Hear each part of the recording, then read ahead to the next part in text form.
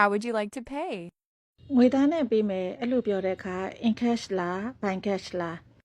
ငွေအမျိုးအစား currency money form ကိုပြောချင်တဲ့အခါ in ကိုသုံးရတယ် dollars euros pounds yen yuan မြန်မာငွေဆိုရင်ကျပ် I'm paying dollars euros pounds ငါဒေါ်လာနဲ့ပေးမယ်ယူရိုနဲ့ပေးမယ်ပေါင်နဲ့ပေးမယ်ဒါတွေကငွေအမျိုးအစားတွေပဲ Can I pay in cash ကျွန်မငွေသားနဲ့ပေးလို့ရတာပေးချေတဲ့နီလန်မတ်တပ်ကိုပြောချင်တဲ့အခါဘိုင်ကိုသုံးရတယ် Or pay by card ငါကန့်နဲ့ပေးမယ် Or pay by check ငါချက်လက်မှတ်နဲ့ပေးမယ်ကိုကဆိုင်တဆိုင်ကိုတွားတယ်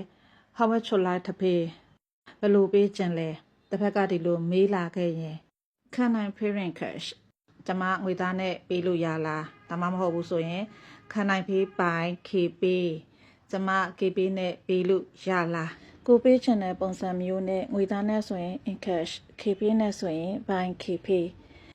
ဘဏ်လွှဲငွေနဲ့ဆိုရင် by bank transfer ဒီလိုမေးလို့ရတယ် Yes we accept KP we accept cash ဟုတ်ကဲ့ကျမတို့ KP လက်ခံတယ်ငွေသားလက်ခံတယ်လက်ခံတယ်ဆိုရင်အရှိက preposition in တို့ by တို့ထည့်စရာမလိုဘူး